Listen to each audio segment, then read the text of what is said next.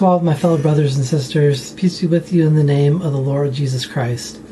My name is Ben, and I welcome you to the Restored Ephraim Publications channel. Today I would like to talk a lot about pride and some other stuff, but mainly what we're going to read today is a prophecy about our own day in the Book of Mormon. This comes from the book 2 Nephi, chapter 26, starting verse 20. And we're going to read this and talk about it. It says, "And the Gentiles are lifted up in the pride of their eyes, and have stumbled because of the greatness of their stumbling block, that they have built up many churches. Nevertheless, they put down the power and miracles of God, and preach up unto themselves their own wisdom and their own learning, that they may get gain and grind upon the face of the poor. There are many churches built up which cause envyings and strifes and malice. And there are also secret combinations, even as in times of old, according to the combinations of the devil. For he is the founder of all these things, yea, the founder of murder and works of darkness. Yea, and he leadeth them by the neck with a flaxen cord, until he bindeth them with his strong cords forever.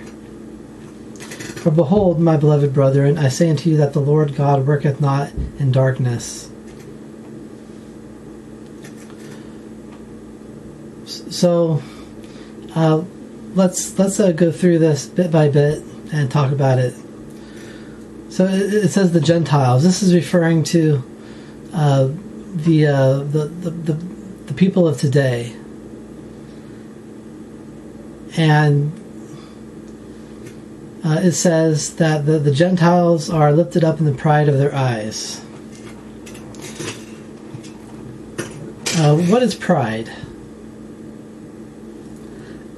We think in today's thought, we sometimes see pride as a good thing. We also use it as with a negative connotation. We sometimes think that pride is I feel good about myself, and its opposite, the negative aspect, is you say somebody's being prideful, they're being stuck up, thinking better than others. Those things might be true. We should never use pride in a positive sense, because it's not meant to be used that way. And as for the negative effects that people generally think, those are symptoms of the problem. But at its very root, pride is enmity towards God and enmity towards our fellow man. And what does the word enmity means? It's about hatred and anger, those types of feelings. And so when it says that the Gentiles are lifted up in the pride of their eyes, it's that they have this angry hate towards the things of God that they see with their eyes.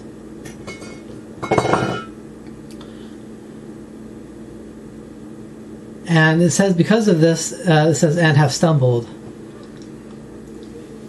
And what that means is that you're walking along, and all of a sudden you stumble over a tree root or a rock, and you fall. This is exactly what is going to happen to the Gentiles, and is already started. Because of the enmity that they feel towards God, they have rejected all the things that the Lord has given in order for the people to have peace and prosperity. And by so doing, they stumble over that tree root, and they're going to fall. And it says, because of the greatness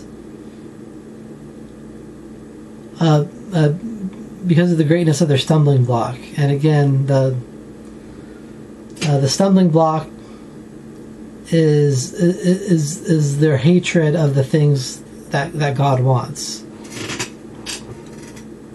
And as part of it, says that they have built up many churches. So the Gentiles love to build churches, but inside the churches, it says they put down the power and miracles of God. And so they lift up with their mouths the word of God, but in reality they have no understanding of the word of God, and so they preach up their own pride and their own understanding, and they ignore the true power and miracles of God. And it says, and preach up unto themselves their own wisdom and their own learning. And so they're not teaching the things that God really wants. They're teaching things according to their own understanding and their own wisdom, which is true principles mixed with false principles.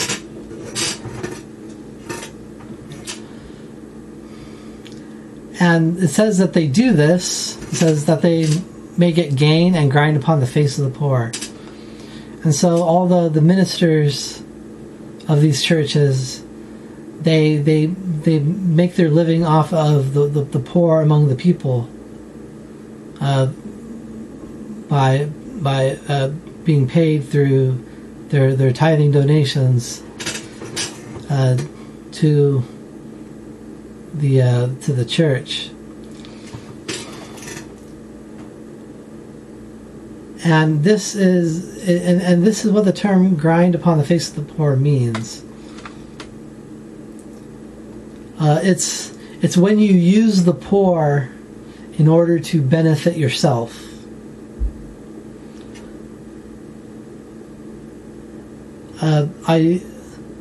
Isaiah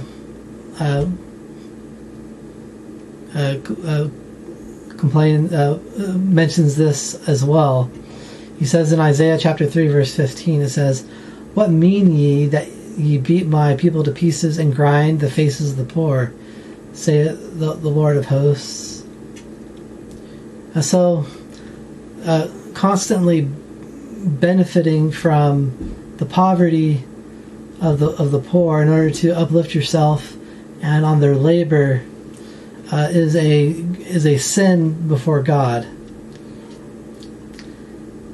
And would that they could teach them true principles, but they mix those true principles with false principles. It says, "And there are many churches built up which cause envyings and strifes and malice." Now I want to point out that though we're thinking mainly about like churches in the general sense, as we might understand it, but it also applies to things that are kind of like churches, but we don't think of them as churches. A good example of this would be like a communist movement, where or any group professing some type of political affiliation. And what do? They cause envyings. What is envyings? Envy is wanting something that is not yours.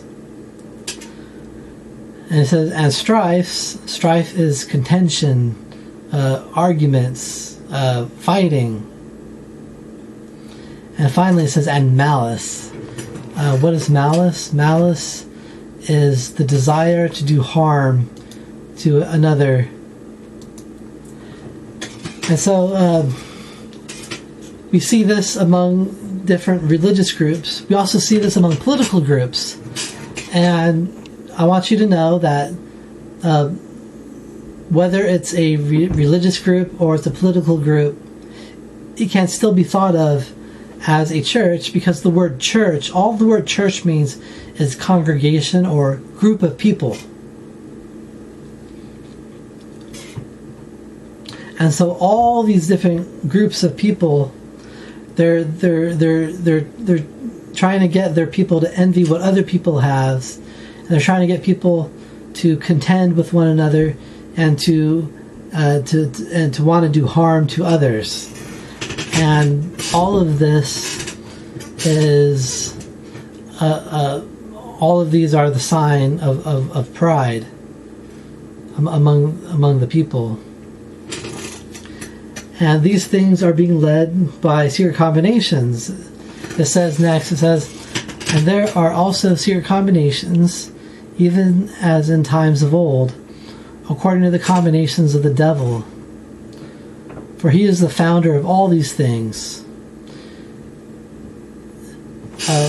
Let's pause right there. What is a secret combination? That's an older English word.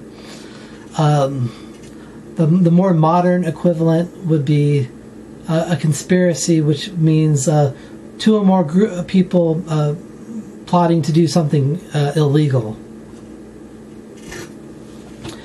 And so we have these extremely rich, powerful people in government and business positions who are using their power and knowledge, and they are being directly led by the devil in order to do these things, whether they know it or not. I don't know if they have actually seen Satan face to face and that he's working with them. I don't know that, but whether they are or are not, they are being led by Satan, whether they know it or not. And that is because the devil, he's the founder of all these things, these works of darkness. And he is the one that is teaching the people to hate the things of God, to build up churches for the purpose of making money, to ignore the things of God, and to preach their own ideas. And he is the one teaching others to grind the faces of the poor. He's teaching them how to envy and to have strife and malice. He says, yea, the founder of murder and works of darkness. And so he's leading the people to commit murder against each other and to do all manner of works of darkness. Works of darkness, I believe this is referring to doing things secretly.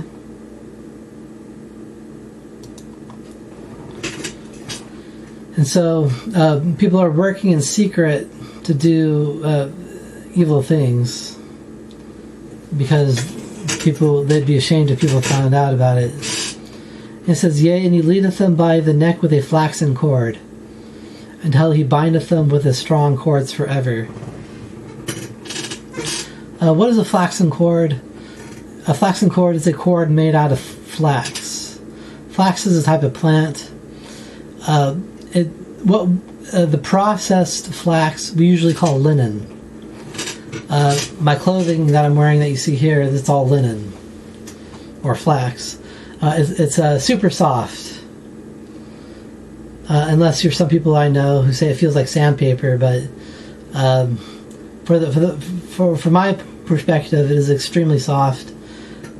And so when it says a flaxen cord, it's meaning that the devil is tying people, is tying the Gentiles with a cord that's very soft, and so it doesn't. And so people don't feel it. They don't feel the devil binding them because it's soft. But by the time they realize that they have been bound, it's too late. It says, until he bindeth them with his strong cords forever.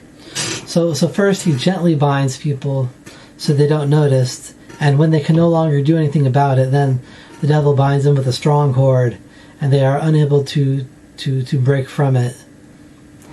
And the Lord is the exact opposite. It says, the Lord God worketh not in darkness. Instead, this is what the Lord does. He says, He doeth not anything save it be for the benefit of the world, for he loveth the world, even that he layeth down his own life, that he may draw all men unto him. Wherefore he commandeth none that they shall not partake of his salvation. And so, everything that the Lord has given to us is for our own good. And it's because the Lord loves us. And the Lord loved us so much that he laid down his own life so that we could come unto him if we were willing to partake of the salvation and do the things necessary in order to get it. And so the exact opposite of pride, which is enmity towards God and our fellow man, is love of God and love of our fellow man.